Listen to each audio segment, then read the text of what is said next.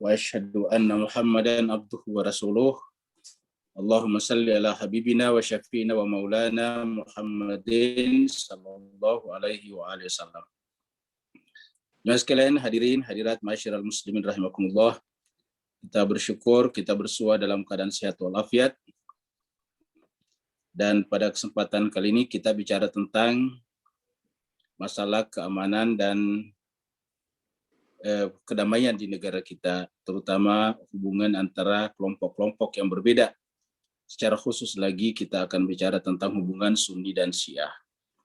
Karena dua kelompok ini adalah sejatinya sama-sama masuk dalam rumpun Islam, tetapi terkadang baik karena persoalan internal yang tidak selesai, ataupun karena faktor-faktor eksternal menyebabkan terkadang kedua kelompok ini teragitasi untuk kemudian berseteru satu sama lain. Oleh sebab itulah kita akan coba membicarakannya, karena negara kita sekecil apapun komunitas itu kalau terjadi gesekan itu sedikit banyak akan mempengaruhi kedamaian dan keamanan kita semua.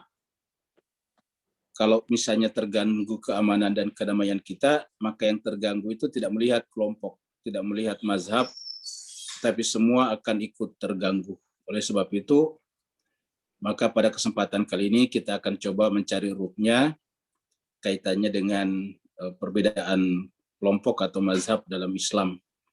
Dan nanti kemudian kita coba mencari solusinya seperti apa. Saya mempersiapkan materi seperti berikut ini.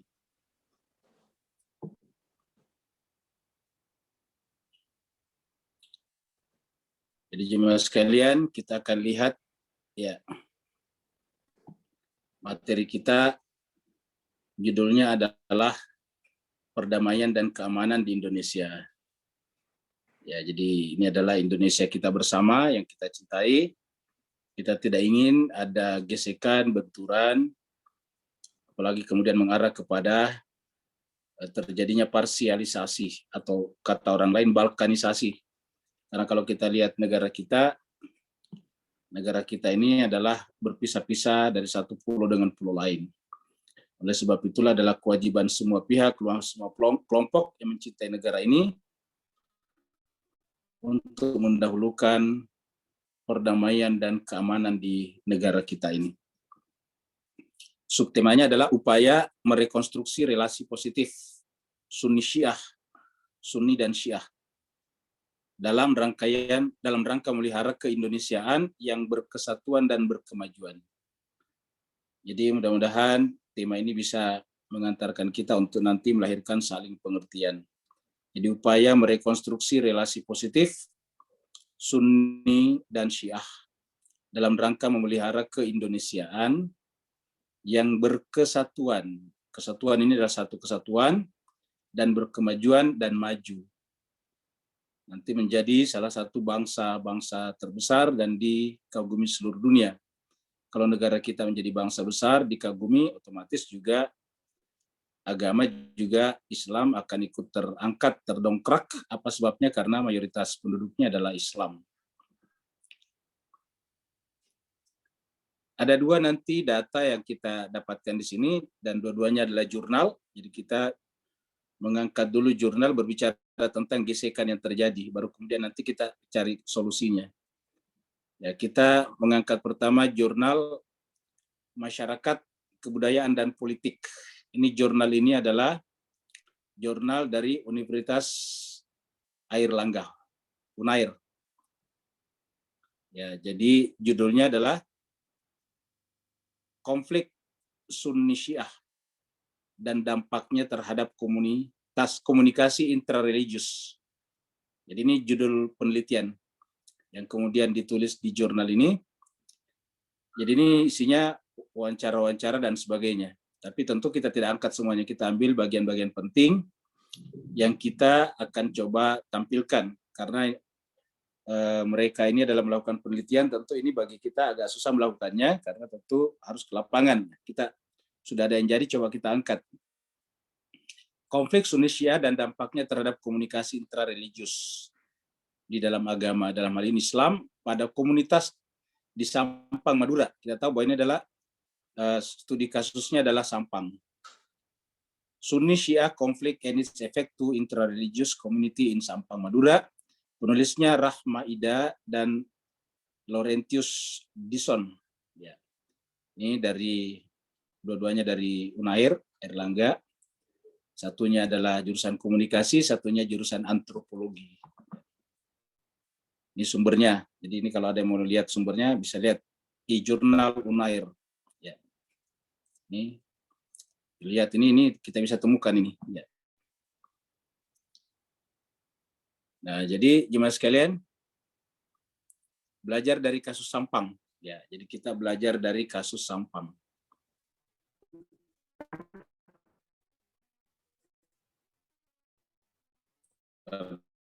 Sampang ini kita lihat satu contoh atas nama mazhab, yaitu Sunni dan Syiah, tetapi faktornya tidak tunggal. Artinya bukan hanya murni itu saja. Jadi kita lihat konflik Sunni Syiah di Sampang memberikan banyak cerita dan persoalan yang krusial untuk ditangani oleh berbagai pihak, tingkat daerah, provinsi maupun pusat. Dari hasil penelitian, jadi penelitian yang dilakukan bisa disimpulkan beberapa hal. Jadi kita langsung ambil kesimpulan-kesimpulan dari penelitian ini, ya, yang dimuat di dalam jurnal ini tadi. Ada beberapa poin yang harus kita lihat dari kesimpulan ini. Pertama, ya, jadi ini adalah kesimpulan dari penelitian itu.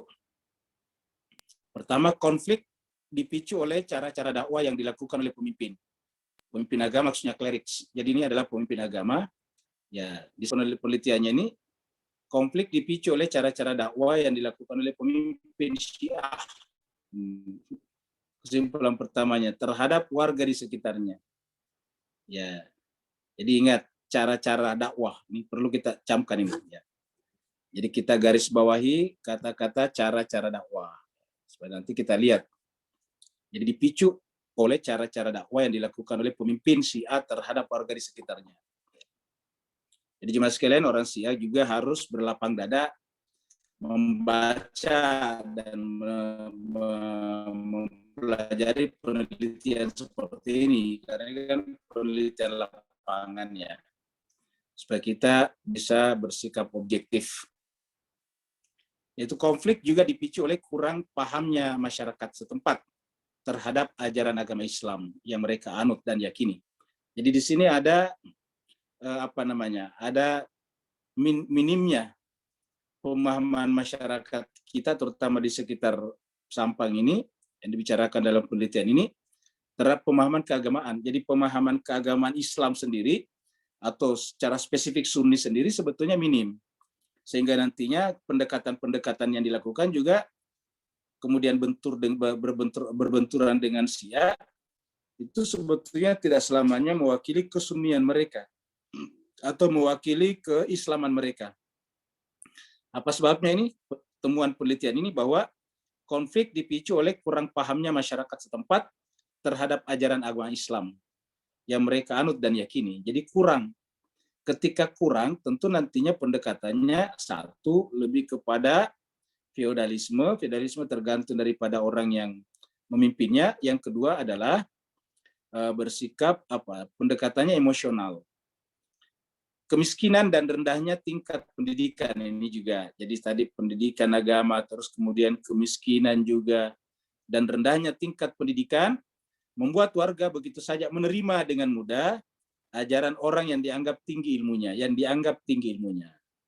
seperti ustadz ataupun kiai setempat, gitu. Jadi karena tingkat kemiskinan, ya tentu kalau orang miskin tentu butuh perlindungan, tempat bergantung, dan biasanya tempat bergantung itu adalah pemimpin formal. Pemimpin non formal, pemimpin informal. Ya seperti kiai, ulama dan sebagainya kan. Sehingga kemudian membuat analisa itu sangat-sangat rendah. Jadi ini tidak bisa kita salahkan sepenuhnya warga kita sebetulnya. Kenapa? Karena memang ya mereka secara ekonomi di bawah, terus kemudian pendidikan juga mungkin rata-rata masih SD atau SMP, maka kemudian ya tentu cara memberikan solusi berbeda dengan orang yang punya pendidikan dan punya tingkat ekonomi yang lebih bagus.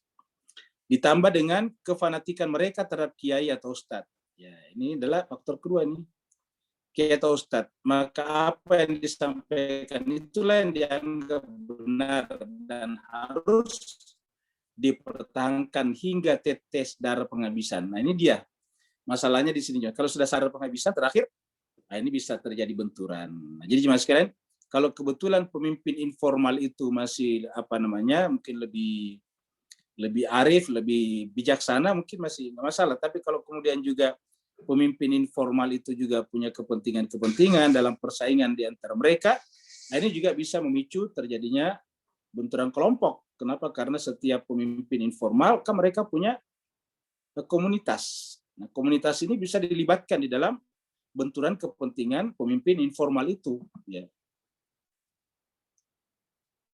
Kemudian yang ketiga, ini hasil penelitian. Jadi yang ketiga, konflik keluarga para elit Syiah. Nah ini kita lihat jemaah sekalian berdasarkan penelitian ini, di konflik keluarga para elit Syiah di Desa Karanggayam dan Desa Bluran menjadi konflik publik. Jadi konflik keluarga ya daripada elit Syiah ini kemudian dipublikasi, maksudnya dipublikasi dijadikan sebagai konflik publik. Karena seperti kita katakan tadi, pemimpin informal apabila dia bermasalah akan melibatkan komunitasnya masing-masing. Karena relasi antara pemimpin informal dengan masyarakat di beberapa wilayah, terutama wilayah masih daerah yang belum egaliter, itu adalah biasanya bersifat feodalistik. Ya, bersifat feodalistik. Oleh sebab itu, apa kata pimpinan, maka kemudian kalau di atas marahan, yang di bawah ikut marahan, ya gitu. Kerana publik dengan kedua belah pihak saling menjelek-jelekan, ini dia. Jadi kedua belah pihak saling menyerang, kedua pemimpin informal ini saling menyerang, saling memfitnah, akhirnya dan tidak bisa lagi duduk bersama berdialog, menyangkut masalah perbedaan yang mereka yakini dan kitab yang mereka pakai. Nah, sehingga seolah-olah toleransi beragama tidak ada lagi dalam kehidupan mereka. Ini juga jadi ada faktor-faktor elit pemimpin di sini juga. Jadi meskipun keinginan warga Syiah agar warga Sunni bisa menerima, nah, ujungnya ini, walaupun atau meskipun keinginan warga Syiah agar warga Sunni bisa menerima perbedaan, ya tidak digubris oleh warga, terutama ulama Sunni, selama warga Syiah tidak menyatakan tobat dan kembali memeluk Sunni. Nah, itu yang terjadi. Ini dari kasus Sampang ya. Ini masih ada keempat dan kelima.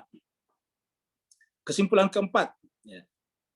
Kita lihat kesimpulan keempat. Ada motivasi politik yang dimiliki oleh pihak yang berseteru. Ya, jadi ada motivasi politik yang dimiliki oleh pihak yang berseteru. Kalau di sini disebutkan ya ini antara Ustaz Tajul Muluk dan Roisul Hukama. Kondisi ini diperparah dengan masuknya otoritas Sampang. Ini mantan bupati disebutkan nanti di sini yang juga memperkuat hubungan. Jadi kita lihat di sini, kalau kita lihat ini kesimpulan yang keempat, ya ini jelas menyangkut masalah elit semuanya. Jadi kita lihat Bapak Ibu sekalian, ya terlepas dari ada penyebutan nama di sini, tetapi artinya ini menunjukkan elit semuanya. Ya bupati kan juga elit masyarakat di tingkat kabupaten. Nah jadi ini elit-elit ini yang bermasalah. Contohnya misalnya bupati. Kalau bupati misalnya adalah arif dan bijaksana kan bersifat mengayomi. Ya, tetapi kalau kemudian justru memprovokasi keadaan itu bisa justru memperkeruh hubungan Sunni dan Syiah atau hubungan kelompok manapun yang berseteru.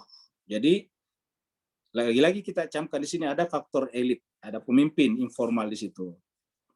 Yang kelima, ya.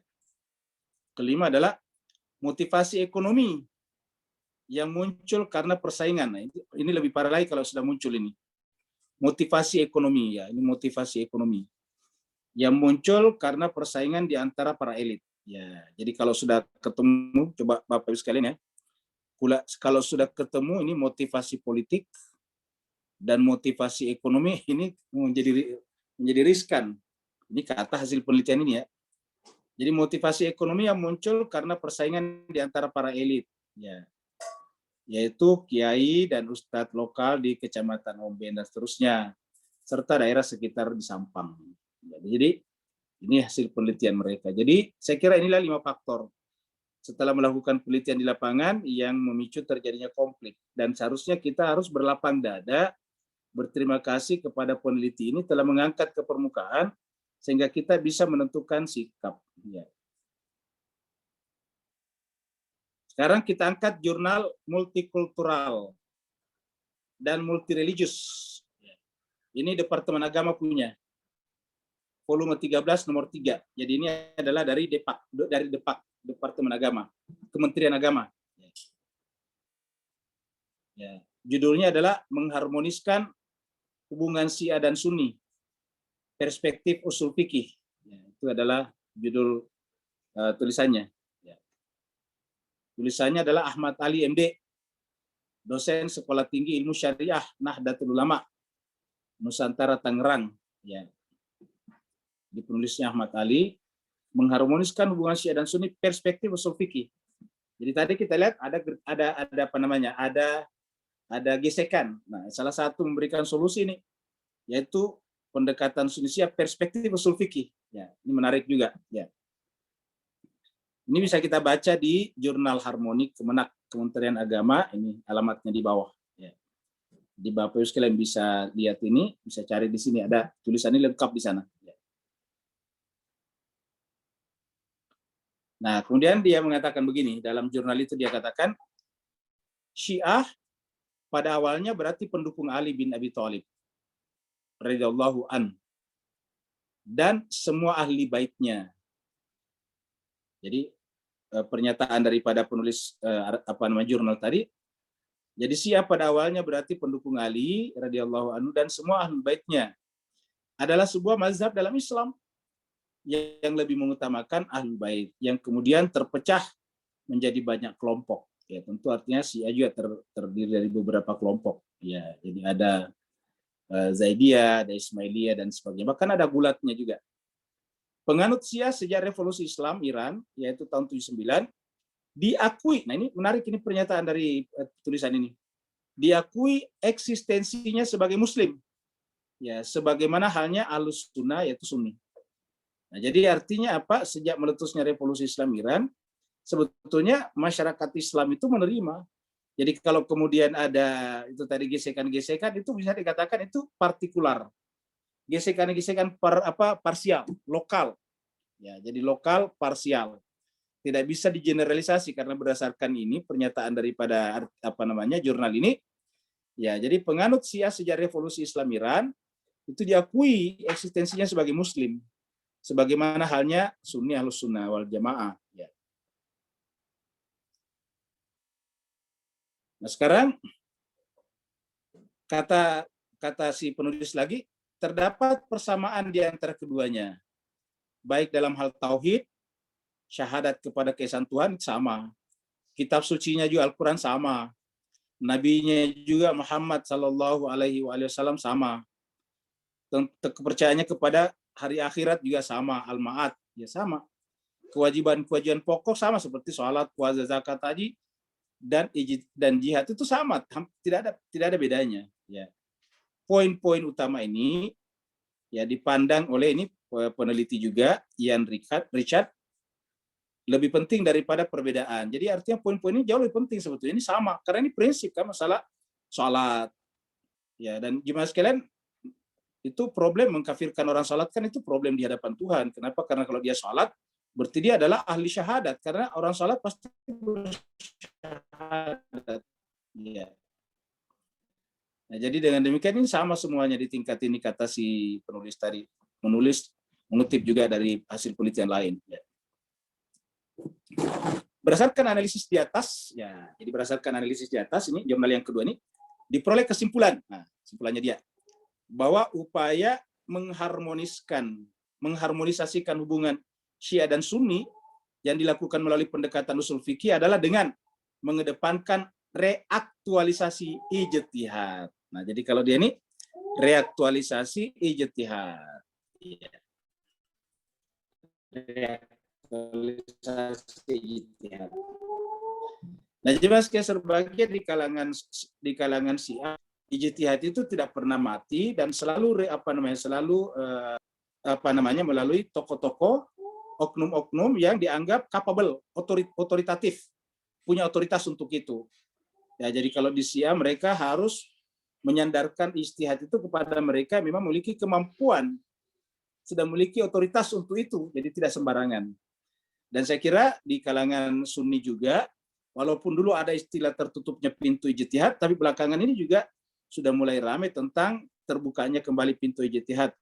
Nah, kalau kedua belah pihak coba, kata peneliti ini, coba mereaktualisasikan kembali ijtihad ini bisa menjadi kendaraan, bisa menjadi wahana untuk memperbaiki kembali hubungan di antara keduanya.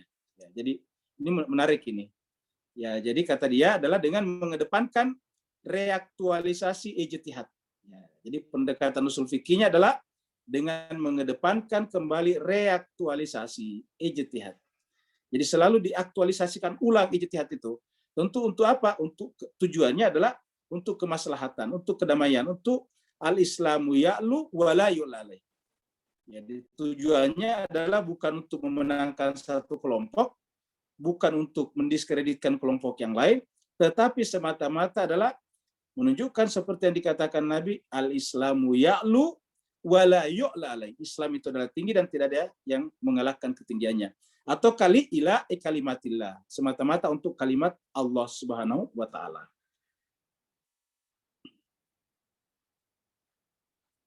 Masih dari jurnal tadi, disadari bahwa Syiah dan Sunni menempatkan kedudukan ijtihad. Nah, ini sama. Jadi baik Sunni ataupun Syiah sama-sama menempatkan memberikan kedudukan pada ijtihad ini, ya ijtihad. Ya.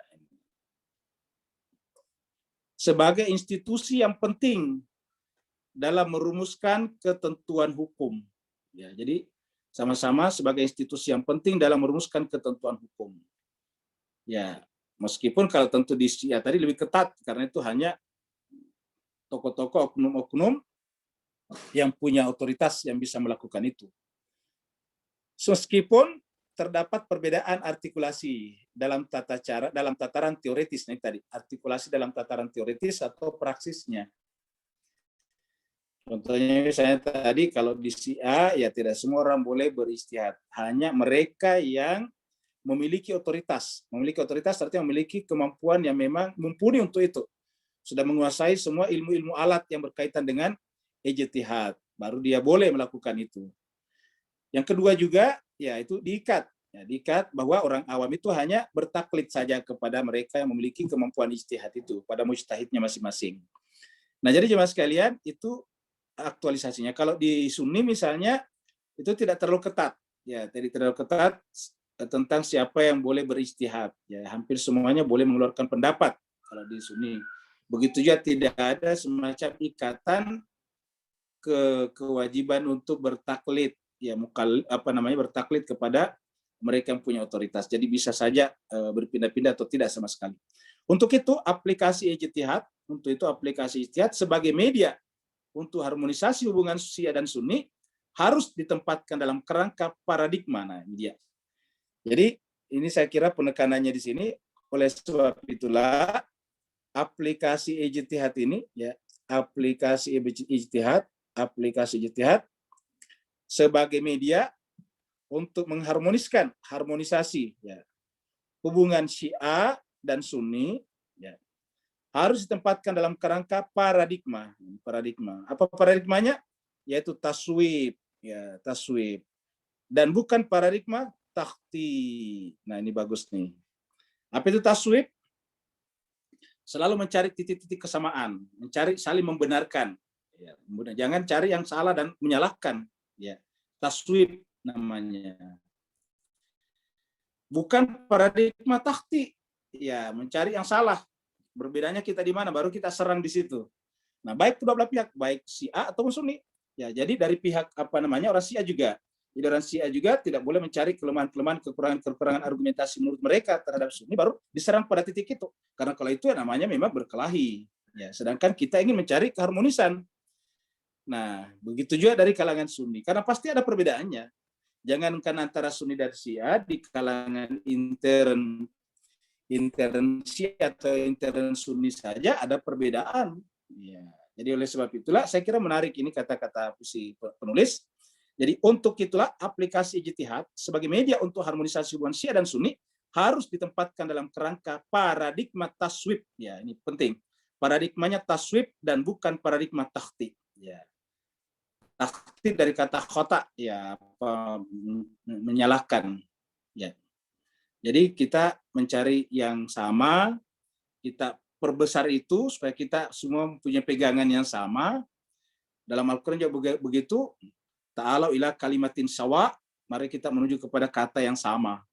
Nah, jadi itu yang harus kita pegang baik-baik. Karena kita camkan, jangankan antara Sunni dan Syiah, di dalam intern Sunni atau intern Syiah juga terjadi perbedaan. Bahkan intern keluarga pun ada perbedaan. Ya, perspektif kehidupan mengendalikan rumah tangga saya bisa terjadi perbedaan antara suami dan istri. Jadi oleh sebab itulah paradigma ini penting, yaitu kita menganut paradigma taswib dan bukan paradigma takhti. Ya, menarik. Jemaah sekalian, sekarang kita akan mempelajari sedikit nasihat ilahi sebelum kita diskusi. Jadi ada nasihat-nasihat ilahi. Ya, nasihat ilahi. Kita kutipkan. Yang pertama ini kita lihat dari Imam Ali. Ya. Imam Ali mengatakan, al-adlu khairul hikam. Ya, al-adlu khairul hikam. Jadi keadilan itu adalah sebaik-baik hukum. Adil. Ya. Ini ada terjemahan bahasa Inggrisnya. Jadi justice is the best judgment. Ya, jadi keadilan itu adalah sebaik-baik hukum. Sebaik-baik pertimbangan. Jadi adil. Artinya apa itu artinya adil? Ya tidak melihat pada satu sisi. Kita tidak melihat secara subjektif. Adil itu adalah pendekatan objektif. Dalam Al-Quran dikatakan bahwa ya ayyuhalladzina amanu kunu qawwamina lillahi syuhada'a bil qisti.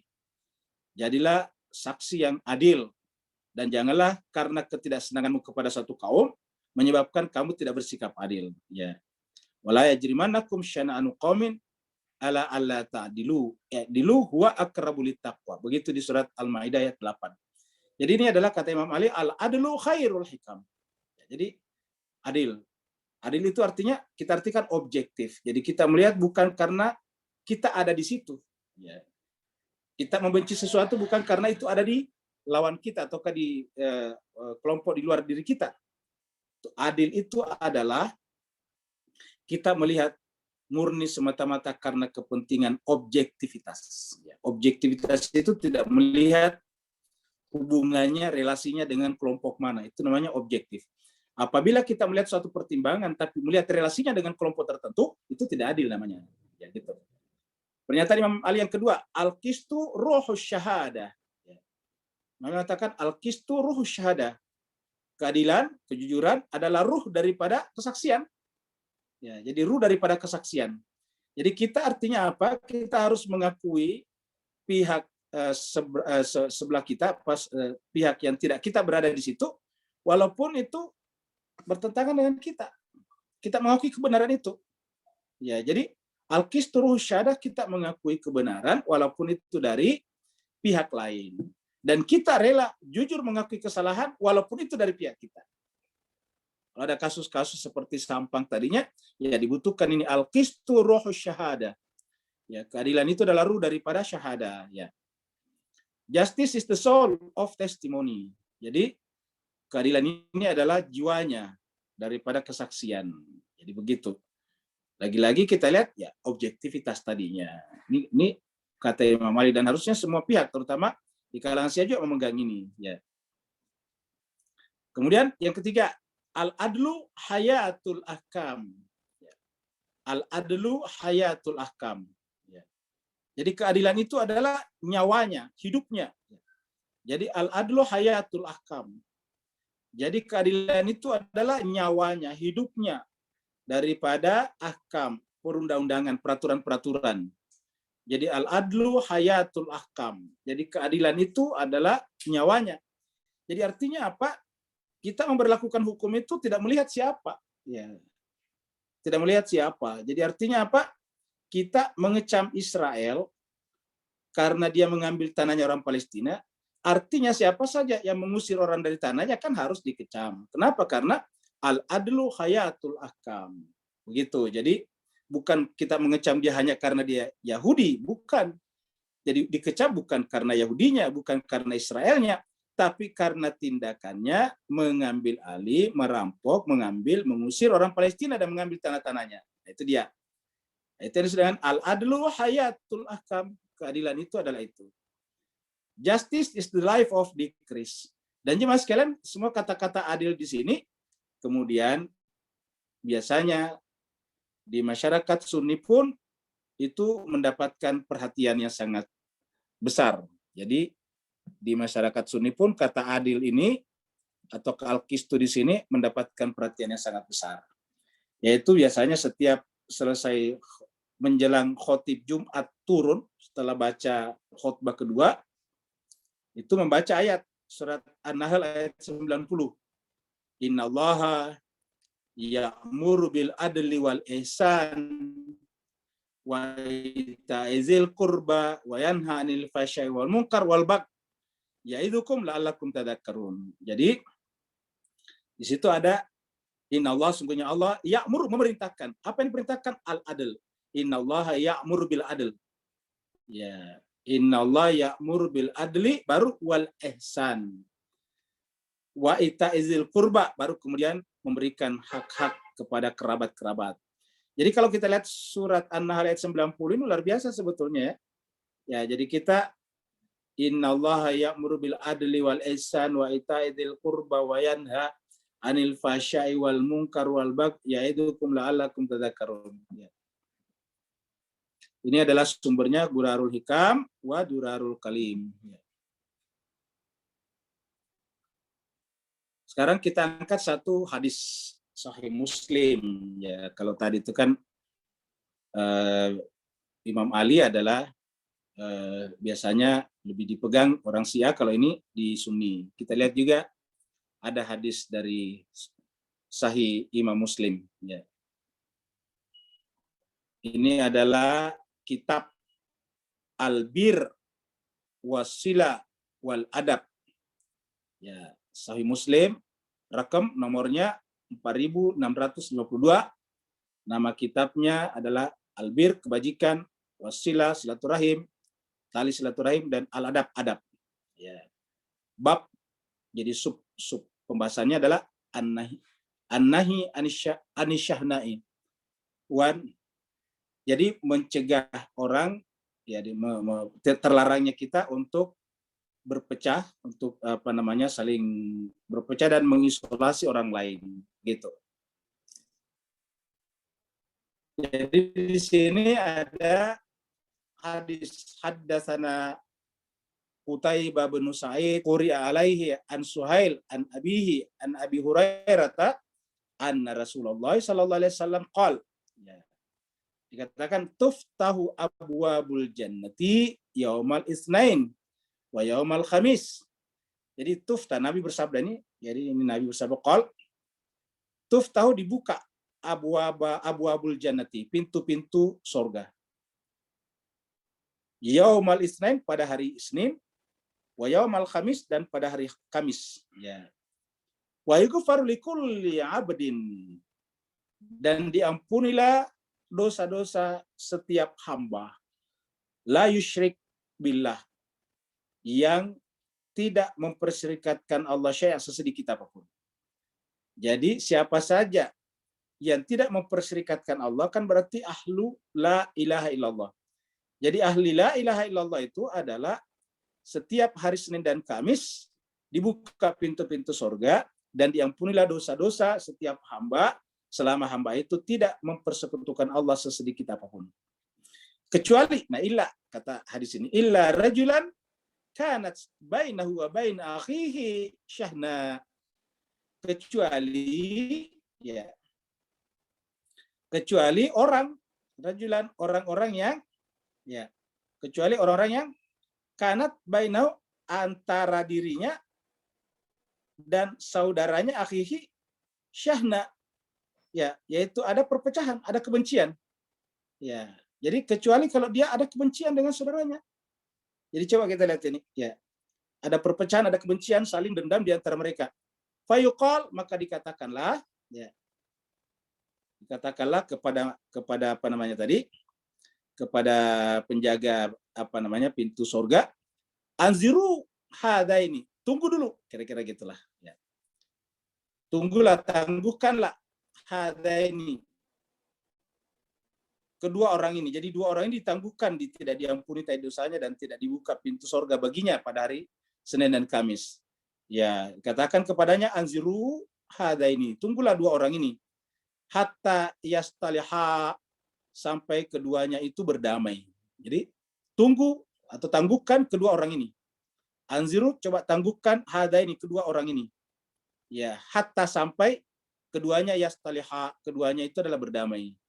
Sampai diulangi 3 kali. Anziru, tunggu, tangguhkan. Hadaini, dua orang ini. Hatta yastaliha, sampai keduanya itu apa namanya berdamai. Diulangi lagi, anziru, tangguhkan. Ya, hadaini, dua orang ini, hatta yastaliha, sampai keduanya berdamai. Jemaah sekalian. Ini adalah Sahih Bukhari, nomornya 4652. Dan ini yang dibicarakan di sini faktor agama. Pokoknya di sini dikatakan illa rajulan, kecuali orang, apapun. Kanat bainahu wa baina akhihi syahna, kecuali persoalan, perpecahan, kebencian dan sebagainya. Maka kepada berkenaan dengan dua orang yang dikatakan tangguhkan sampai keduanya mau berdamai. Nah, jadi begitu jemaah sekalian. Ya, itu adalah Sahih Muslim. Ya. Kemudian terakhir kita lihat dua ayat ya. Ini ayat yang pertama surat Yunus ayat 19. Ini surat Yunus ayat 19 ya. Jadi kita melihat surat Yunus ayat 19.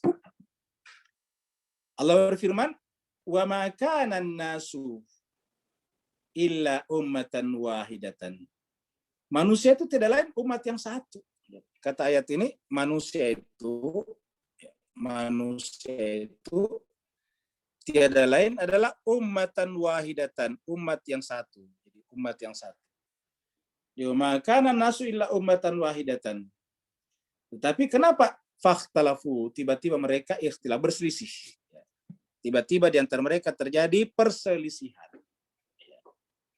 Walaula kalimatun sabaqat mir rabbika, kalau bukan karena satu pernyataan, satu kalimat yang sudah Allah tetapkan terlebih dahulu berkenaan dengan manusia ini, laqudiya bainahum, niscaya Allah akan putuskan langsung di dunia ini perkara keduanya. Fi ma fi yakhtalifun.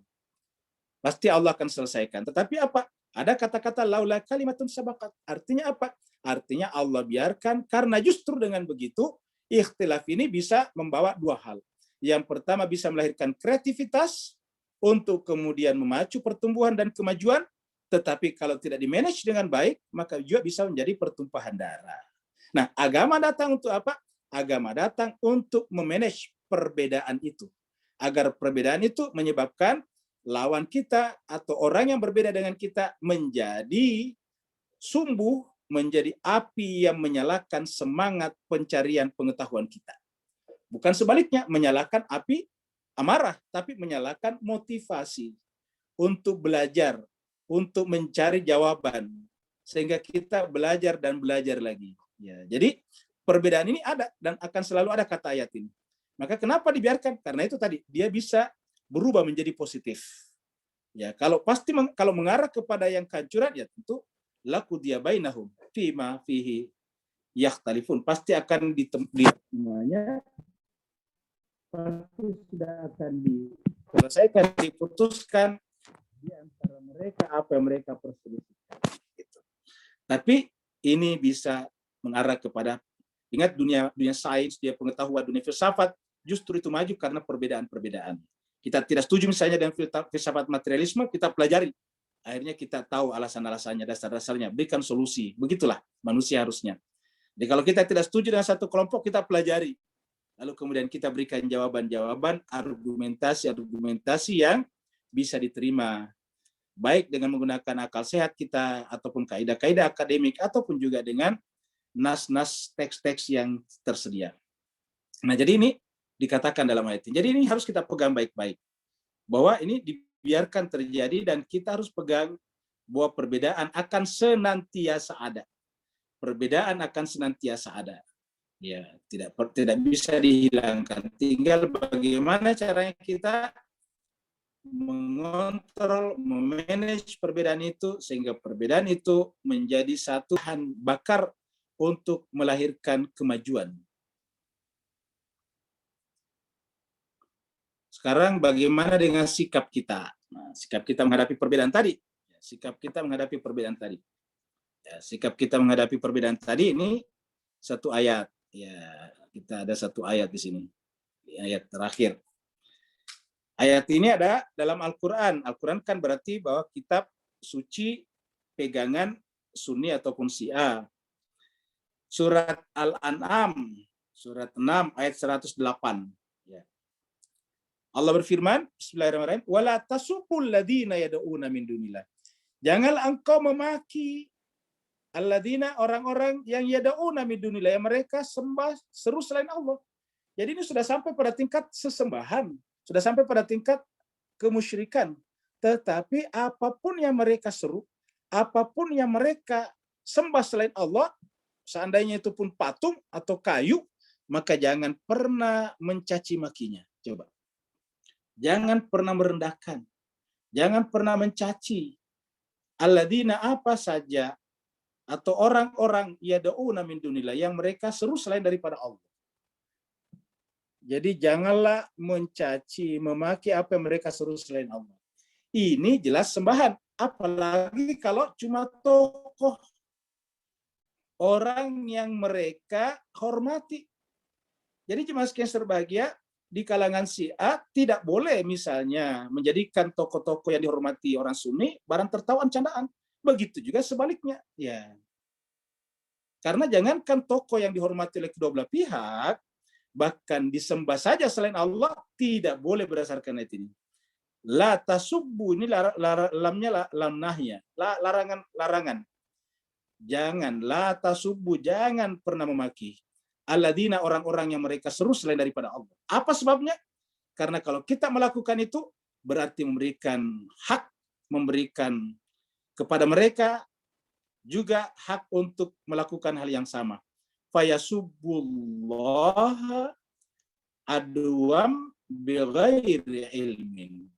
Maka mau tidak mau pasti mereka juga akan, sangat mungkin mereka akan memaki juga Allah dengan penuh permusuhan. Jadi begitu mereka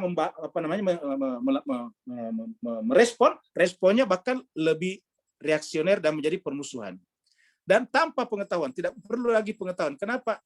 Ini bukan persoalan benar salah lagi, tapi ini persoalan harga diri, kurang lebih begitulah. Ya. Jadi fayasubbullah adwan bighairi ilmin. Nah, jadi ini jelas, la tasubbul ladzina. Dan jemaah sekalian, ini bukan hanya kita berlakukan kepada Sunni, tapi kepada siapapun juga. Jangan sampai kita ya terbiasa terprovokasi, terbawa oleh opini publik, opini massa untuk saling menciptakan istilah yang buruk-buruk terhadap orang-orang kelompok-kelompok yang berbeda dengan kita. Tadi berbeda sah-sah saja, tidak bisa tadi selalu berbeda. Tetapi perbedaan itu dimanage menjadi suatu potensi untuk maju dan berkembang, bukan sebaliknya. Ya, caranya bagaimana? Ini sikap.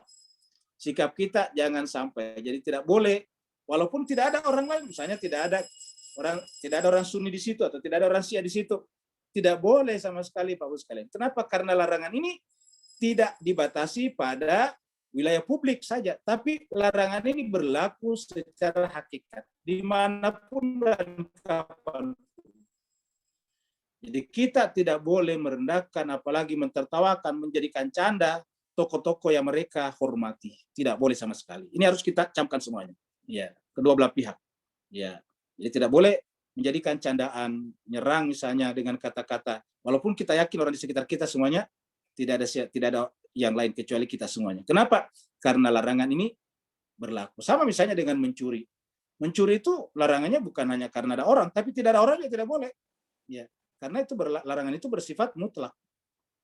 Jadi wala tasubbul ladzina yad'una min dunillah fayasubbullah adwan. Ini kata-kata adwan ini ya akan terjadi permusuhan. permusuhan nanti kalau sudah meletup ini berbahaya, menumpahkan darah, melahirkan kerusakan di muka bumi. Ya. Jadi aduan bi ghairi ilmin, dan kalau sudah terjadi permusuhan, masalah benar salah tidak penting lagi. Ya. Bi ghairi, tanpa pengetahuan lagi. Allah mengatakan kadzalika. Kenapa kita harus saling menghormati? Allah sendiri mengkadzalika, ini kadzalika. Begitulah zayyana likulli ummatin. Jadi dianggap indah, ya. Likulli ummatin, jadi setiap umat menganggap indah, maksudnya menganggap baik, menganggap benar amalahum, amal perbuatan mereka. Walaupun menurut kita mungkin salah, khilaf. Ya, tidak cocok. Ya, tidak sesuai dengan nas. Walaupun menurut kita seperti itu, tapi tetap tidak boleh memaki mereka. Kenapa? Karena setiap orang menganggap baik, menganggap indah pendapat mereka. Zayyana likulli ummatin amalahum. Kami jadikan indah pada tiap-tiap umat amal-amal perbuatan mereka.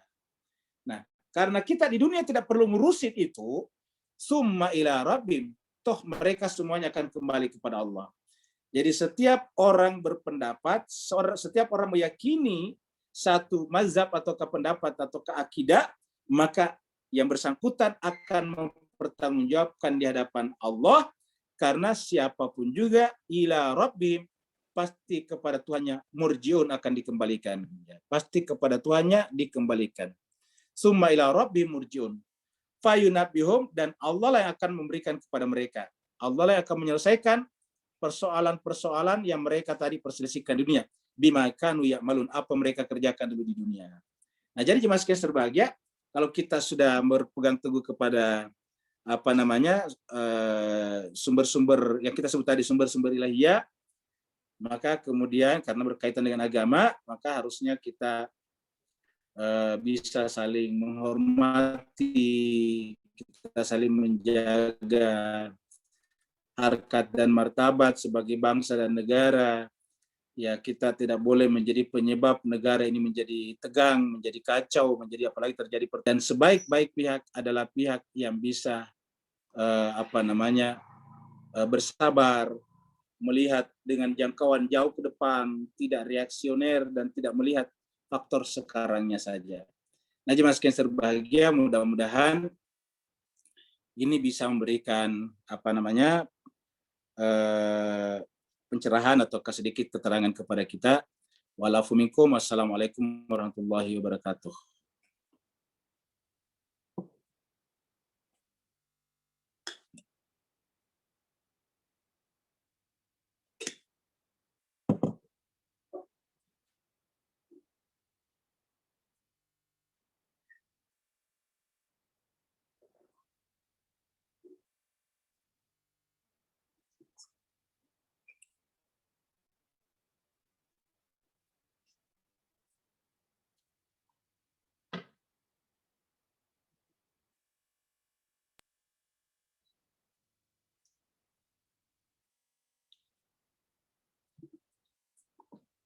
Kalau tidak ada pertanyaan, berarti kita akhiri sampai di sini.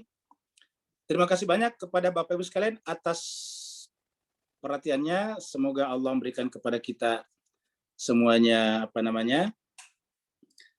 keberkahan, lapang dada untuk melihat kemaslahatan bangsa dan negara kita, sehingga negara kita bisa tetap aman dan seterusnya. Mari kita tutup dengan membaca doa Faraj. Allahumma kul liwalika al-hujjati ibnil Hasan salawatuka alaihi wa ala abai fi hadhihi sa'ah wa fi kulli sa'ah waliyan wa hafiza wa qaidan wa nasira wa dalilan wa aina hatta tuskinahu ardaka taw'a wa tumattiyahu fiha tawila birahmatika ya arhamar rahimin. Salawat Allahumma salli ala Muhammad wa ali Muhammad. Allahumma salli ala Muhammad wa ali Muhammad. Allahumma salli ala Muhammad wa ali Muhammad. Assalamualaikum warahmatullahi taala wabarakatuh. Waalaikumsalam. Waalaikumsalam warahmatullahi wabarakatuh. Terima kasih Ustaz. Ya, sama-sama. Terima kasih Ustaz. Makasih, Makasih. Makasih Ustadz. Assalamualaikum. Terima kasih juga untuk ikhwan dan akhwat yang sudah bergabung pada kesempatan hari ini.